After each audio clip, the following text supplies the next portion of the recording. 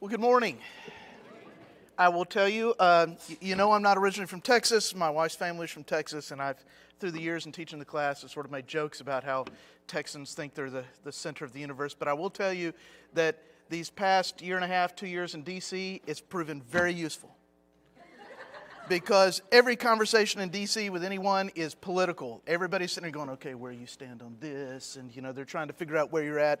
And you're always trying to avoid these things because no matter what you say, somebody at the table is not going to like it and you're just going to jump on. And so it was extremely useful because people would say, so, where do you stand on this? And I'm like, I'm Texan. And they're going, what? What do you mean? Oh, we're just for whatever's best for Texas. The rest of y'all can do what you want. And they're going... So, left, right, oh, we're just Texan. And they're going, and it kept me out of so many arguments. It was great. It's just like, I'm just here to do my job. I don't want to sit here and go, it's like, so thank you, Texans. That proved useful this past year. But one of the things that was there that was interesting to me is in D.C., everything is about right now. Okay. Everything is right now. This is the most important election in the history of the United States. This is the most important piece of legislation in the history of the United States. I am the most important legislator in there. It's all about now. You wouldn't have to face that if you weren't from the volunteer state. Yes, that's right. As a Tennessean, I just want to let y'all know, you Texans, that next time you go down the Alamo and they have those flags of how many people died from where. And notice Tennessee has the biggest number and Texicans have the smallest number. Because I hate to break this to you, y'all ran. Tennesseans stayed. Now, to be historically accurate, that's because most of them, had death sentences and things and couldn't go back to Tennessee. But hey, still, it was, Tennesseans fought and died. Okay, but be that as it may, the catch was in D.C., everything's about right now. As Christians, we're sitting here on a series right now talking about claiming God's promises. And part of that is remembering it's not about right now. It's about remembering and trusting in God's story and what He's telling. If you go through the entire aspects of Scripture, the first chapters of Genesis is God telling a story of, I created everything. And then I rested. Not because I needed to, but because I chose to. Because there's limits to you. Not me, but I'm trying to show you and give these examples. There's limits. Trust me. Rest. It's okay. All the stories throughout Scripture are that way. Revelations ends in the same way. Okay? Let me tell you the end of the story. God wins. So, this is a good thing to remind us. So let me ask you a simple thing. What year is it? 2022? But thank you for playing.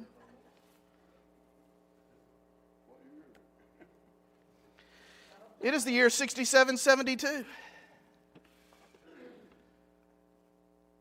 It's been a while for those of you who maybe knew the class that I don't know, etc. I am half Persian, but specifically I'm half Assyrian, Ashuri. Okay? And to the Assyrians, and we were here first, it's the year 6772. It's the Keto Festival. If you look down here on the left, the History Channel has aspect. This is the oldest celebration known to humanity. It is the New Year's celebration. It was just 2 weeks ago. Okay? And so for 6,772 years, we Assyrians have been part of that story. Everything you read through Scripture, Abram came from where? It's Chaldees. Yeah, that was us. And through Scripture, it tells how God used the Assyrians to both punish Israel and then to punish Assyria for its sins. And through that time, we've seen Assyria go from the first nation to convert en masse to Christianity to being the most persecuted aspects of the Middle East and being destroyed and genocide being committed to it throughout the Middle East. And yet, we're still here. And so, first and foremost, when we're going through these series of lessons, I want to remind all of us that God's telling a story, and He's like, I've been here since the beginning, and I'm taking care of you. You got to trust me. And this has been going on far longer than sometimes we can assimilate. Because especially also in our own lives, we're caught up in right now and the difficulties we're facing and the struggles, etc. And I get that. But remember, we're part of a much bigger story. And God has always been there throughout that. So, today, we need that preface into what we're talking about. Here is the basic promise that goes when we're trying to claim God's promises. He will never leave us.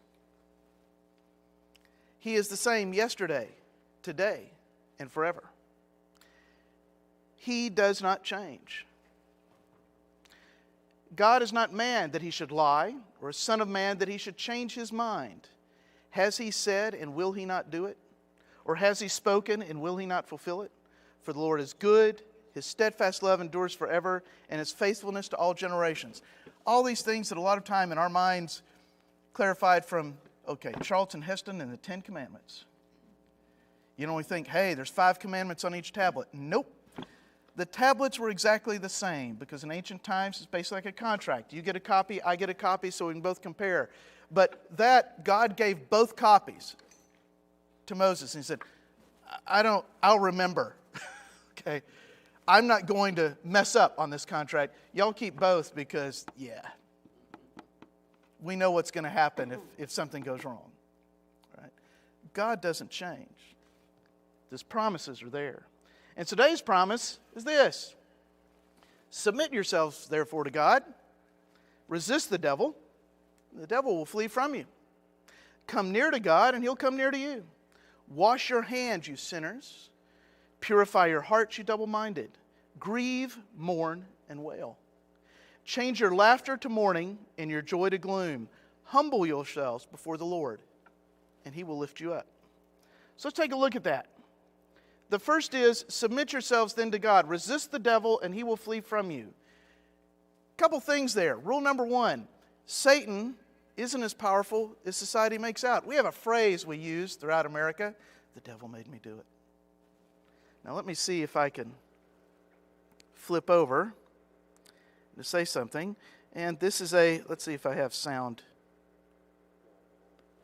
I do not have sound. Well,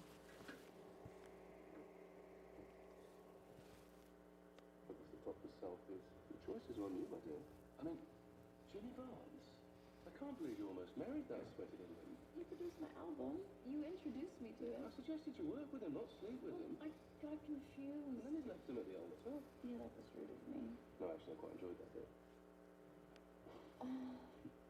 You know, he trapped me in the bathroom of the... okay.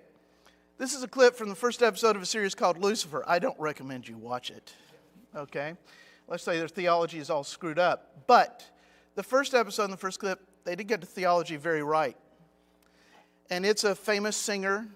And Satan has taken a break. He doesn't want to stick around in hell anymore. So he's decided to take a vacation, and he runs a club in Los Angeles. And he's made this woman a famous singer. And she comes to him and says, have I sold my soul to the devil? And he's like, why do you say that?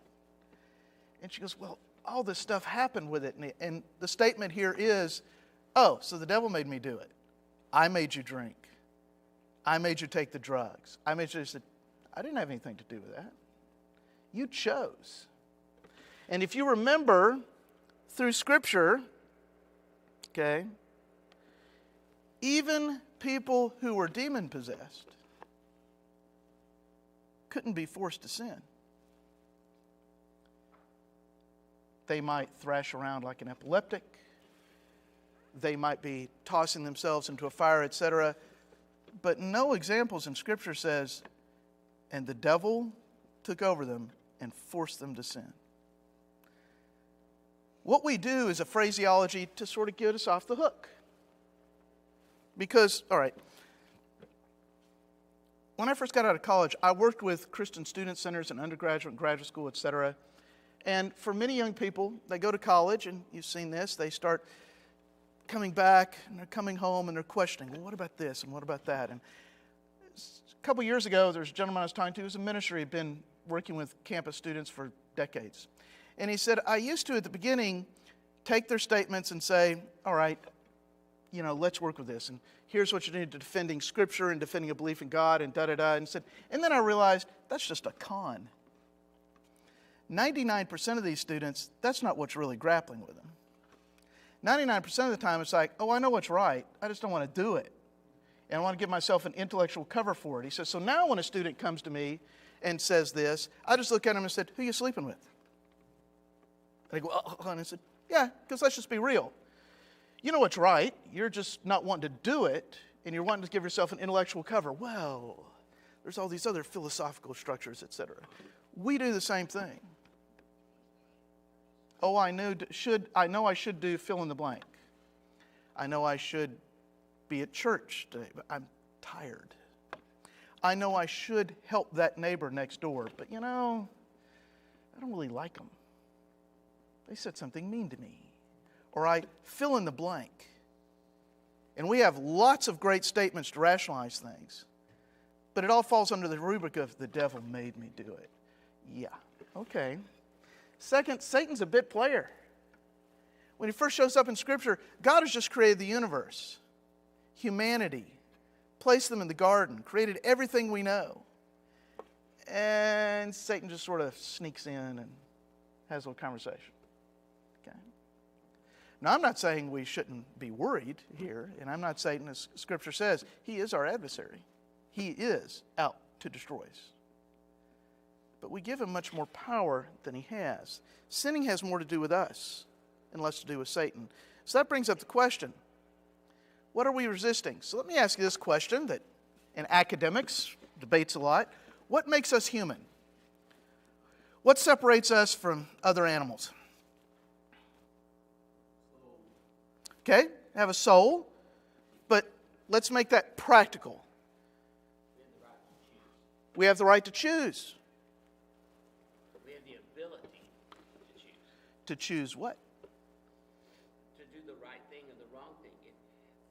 You could say a dog can choose because you could tell him to sit and the dog sits. No. That's instinct.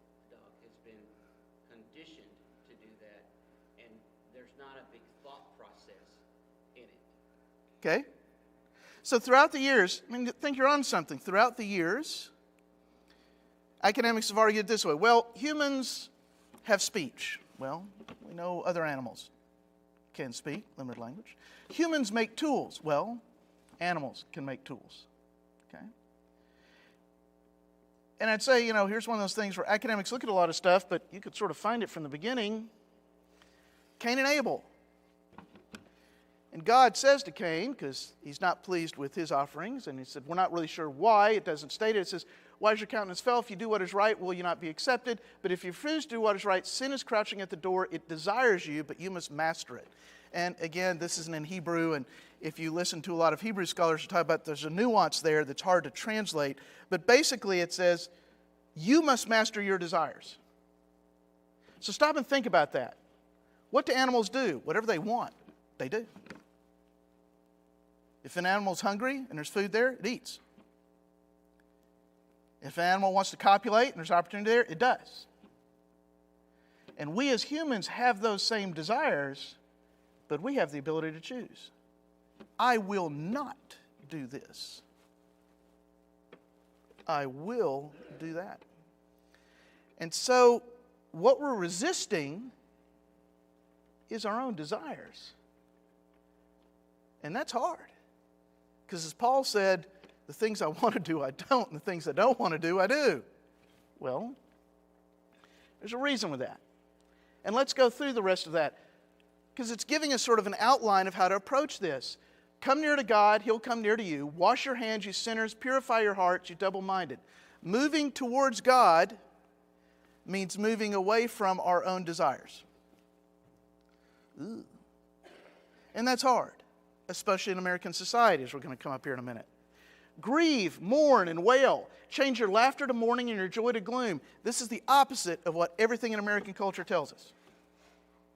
Everything in American culture is about, no, we want to make you happy. You got an ache of pain? We can take care of that. Don't like to work? We can take care of that. Don't like it? We can take care of it. We can deal with it right now. Need to fix this right now. Because doesn't God want me to be happy? No, He wants you to be holy. The happiness comes as an outgrowth of that. Humble yourselves before the Lord, and He will lift you up. I just came from D.C. Humility is one of the few words I did not hear in my entire time in Washington, D.C. What I did get sick of is comparison, no matter who you're talking to. Everything was tied to, and it's like, well, I went to this school. Where did you go to? I'm blah. And I'm going, yeah, that's good. But it's all about comparison. It's all about the one-upmanship. So it's not a surprise. This is baked into our culture. So we have these discussions, especially in churches now, about, this was a Christian nation, it was founded on this, and said, well, okay, but we forget about something. We have these unalienable rights, right? Among these are life, liberty, and the pursuit of happiness. If it's one thing Americans do well, it's pursuing happiness. And my students at college, we were having this discussion about 2 weeks ago, and this came up, are we a Christian nation? I said, well, we're founded on Christian principles, etc. I said, but I would argue that we are a polytheistic nation. They said, what do you mean? I said, right now there's about 350 million individuals in the United States. I said, yeah. I said, and I would argue there are 350 million gods in America. Because everything in American culture, advertising and the like, is geared to that. You. It's all about you. It's all about control. So think about all our advertising. What's Oracle? It's a database company.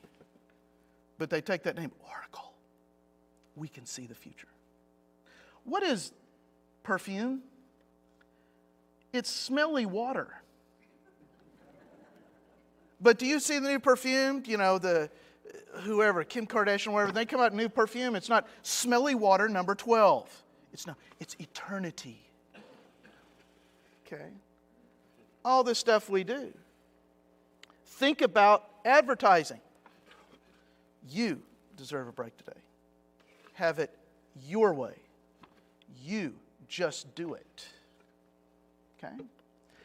Even our political discussions in COVID, and I'm not getting one way or the other, but think about the political discussions. I'm a free moral agent. I can choose to wear a mask, not wear a mask, etc. I'm not saying these aren't illegitimate discussions to have. I'm just saying they reflect an American reality, because you don't see those discussions happening in China. Okay? So the issue is, that's our culture, and we're part of it, and that's part of what we have to fight, and that's a difficult proposition. And so, let's take a look at this. Come near to God, He'll come near to you. Wash your hands, you sinners, and purify your hearts, you double-minded. Yes?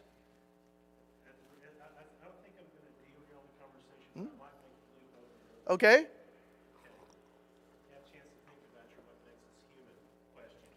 Oh, okay. Well, I need to come over here because this is being streamed and I need to be able to repeat your question. Okay, so the question about what makes us human, and if there's anything that makes us human, I'm thinking is like you're right, all the basic instincts, other animals share those, right?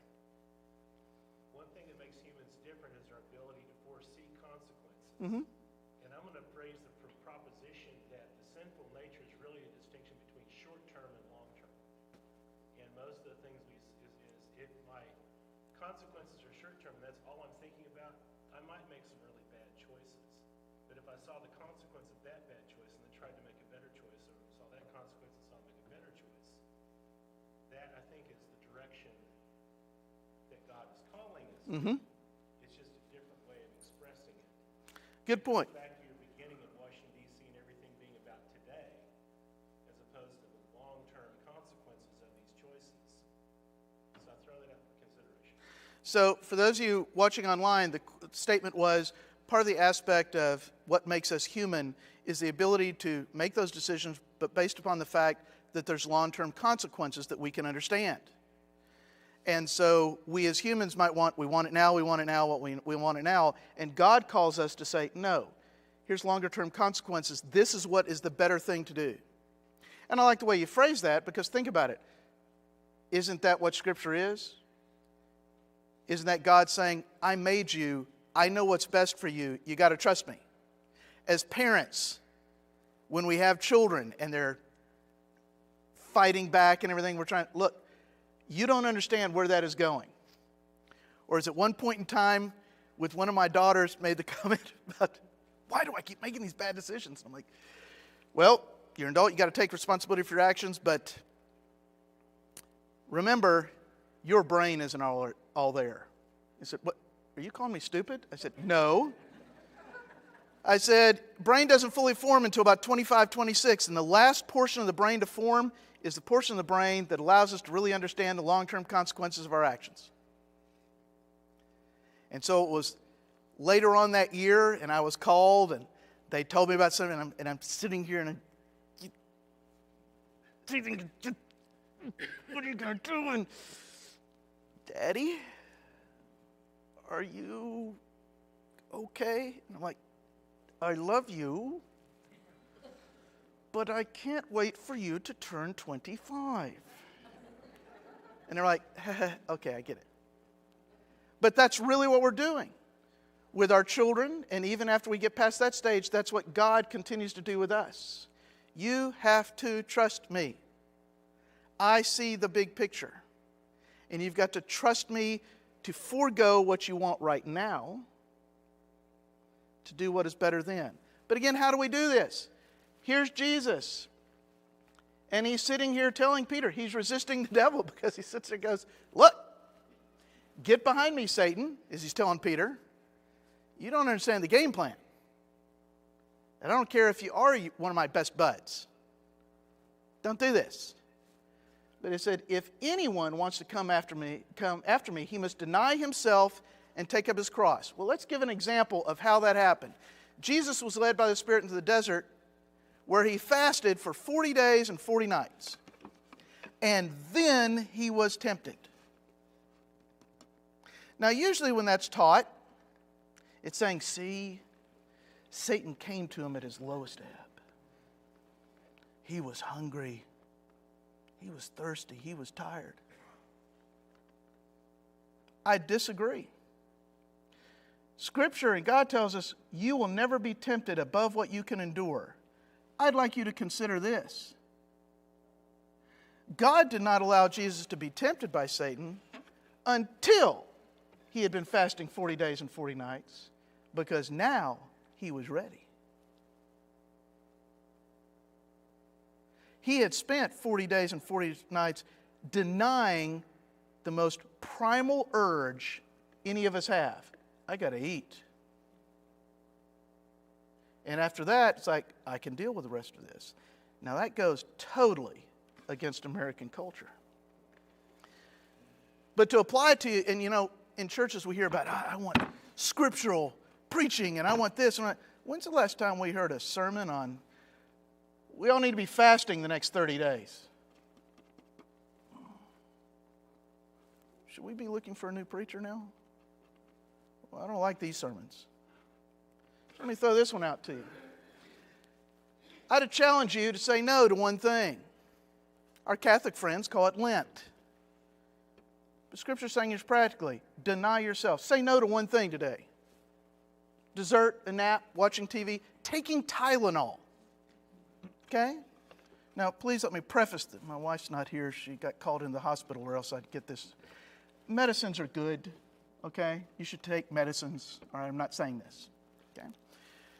But years ago, when I'd be working with the high school kids and things like this, and we'd take the high school kids camping, and I was sort of the doctor on the trip, and people would come up to me and it's like, my knees are hurting, okay? I'd give them an Advil. My mother gives me 3. Well, your mama ain't here. And the directions say 1. What? 1 won't do it. Suck it up. You ain't getting more than that.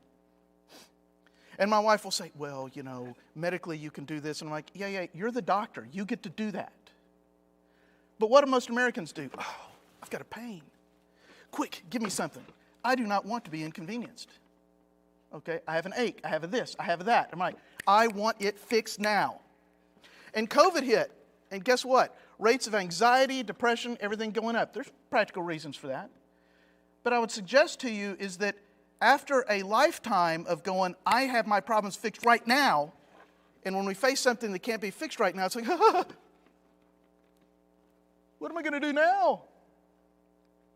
And Scripture says, deny yourself and trust in God to take care of it.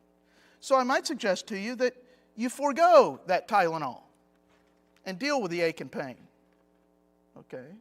And you do that one a day. And tomorrow, you say no to 2 things. And the next day, you say no to 3 things. And by the end of this month, you're going to be saying no to 20 things a day. And we slowly build up our ability to resist our own immediate desires. So that when we are tempted, we're going, yeah, I know I want that. But that's not what's best. Okay? And also, we have to draw near to God. Fill those things we say no to with things that are positive, that we say yes to. Or, I guess in the traditional way of saying this, idle hands are the devil's workshop. That it's not good enough to say no to things. We must fill ourselves with the positive aspects. Because, ladies and gentlemen, if we truly believe Scripture, it is the good news. We are telling our friends, God has a better way to live. And this is it. But if we don't put that in our own lives, it is purely rational for anybody out there that we're talking to going, yeah, I don't see you happier than me.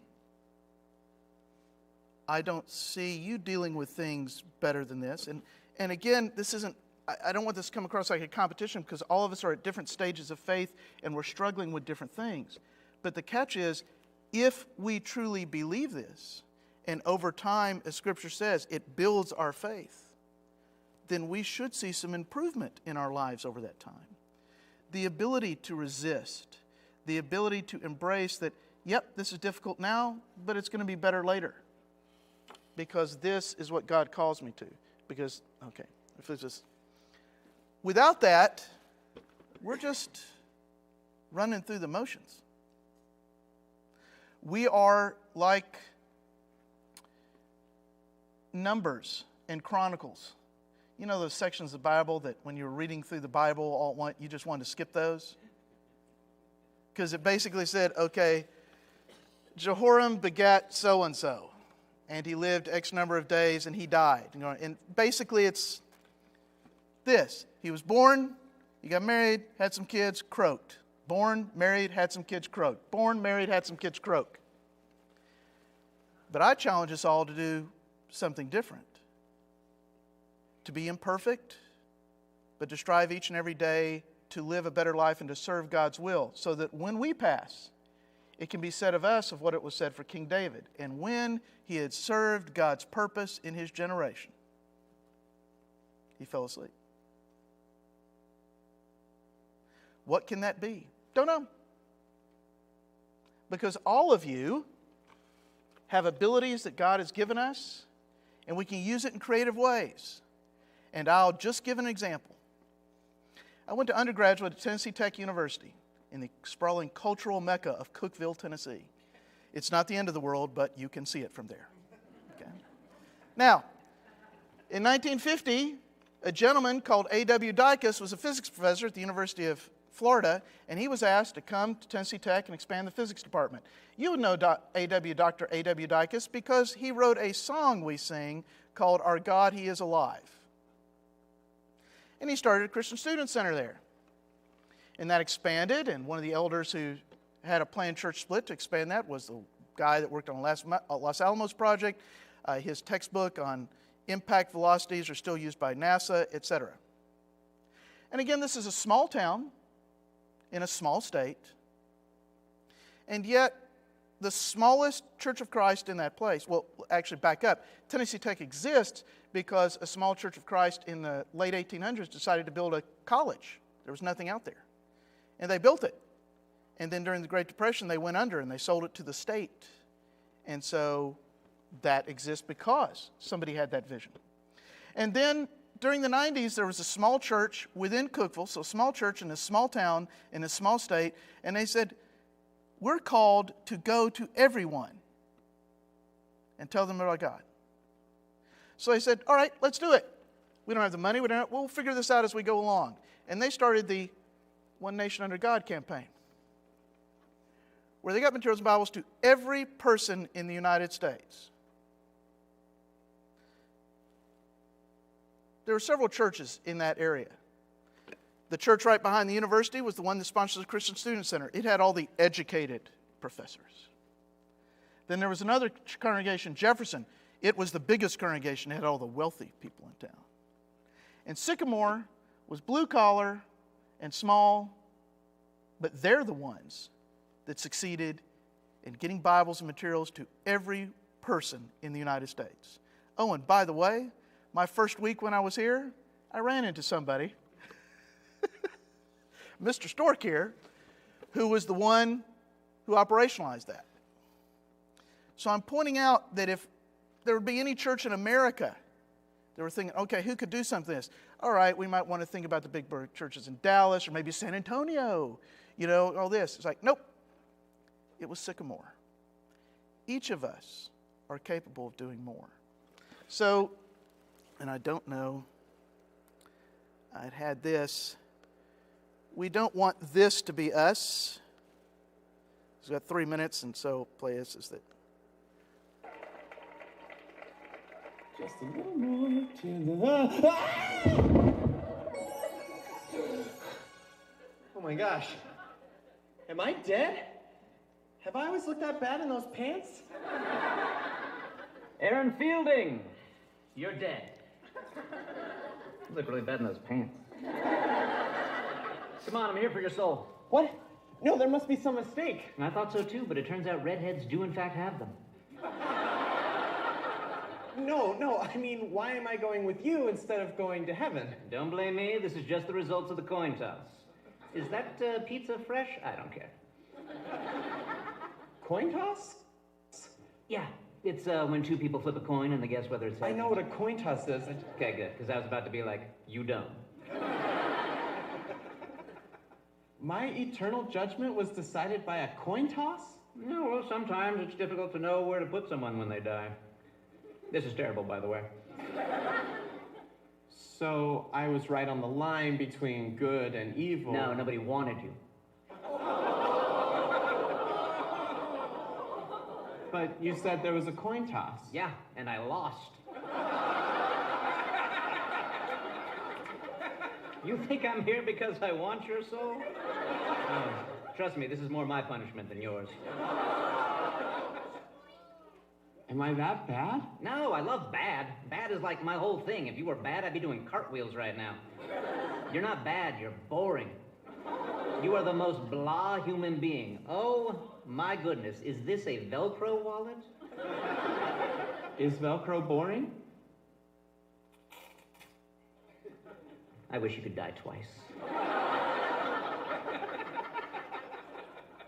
I thought I lived a pretty good life. I didn't steal or lie. I know, you were a constant disappointment to me. But that's good, right? It's not like I killed anybody. Oh, you didn't kill anyone? Well, let's get you a seat in heaven next to Mother Teresa. You know, when people talk about her accomplishments, they usually don't mention how many people she didn't kill. Look at all these people Mother Teresa didn't kill. What a saint. They talk about how many she helped. I help people. Who? Point taken. Yeah. It's time to go. You have done nothing, good or bad, with your life. You went to work, you came home, you watched Netflix, and you mostly ate microwavable chimichangas, which I personally think should be a sin, but I digress. I paid my taxes. Hitler paid his taxes, Aaron. It's not exactly the demarcation line between good and evil. My dog. He proves that I'm good. I bought him from a rescue shelter instead of a breeder. Because you're poor? Yeah. I can't believe this. Nobody wants my soul? Why would they? You're a fence sitter, Aaron. You are room temperature Coca-Cola. You are the plain yogurt of people. I like plain yogurt. I know. Because you're the worst. I kind of wish redheads didn't have souls. Yeah, you guys were a lot more interesting when I thought that. What if you didn't take me? What if you let me return to my body and give life another try? Ordinarily, second chances aren't really my domain, but I do hate you. All right, fine. You can go back to your body, but please remember, Aaron, good isn't just the absence of bad. It's also the presence of good. You want me to be good so you don't have to see me again? Yeah. Good luck, you human rice cake.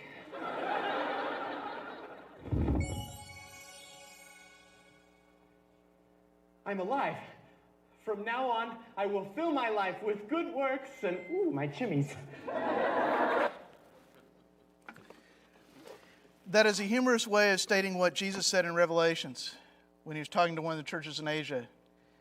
And he said, "You are neither cold nor hot.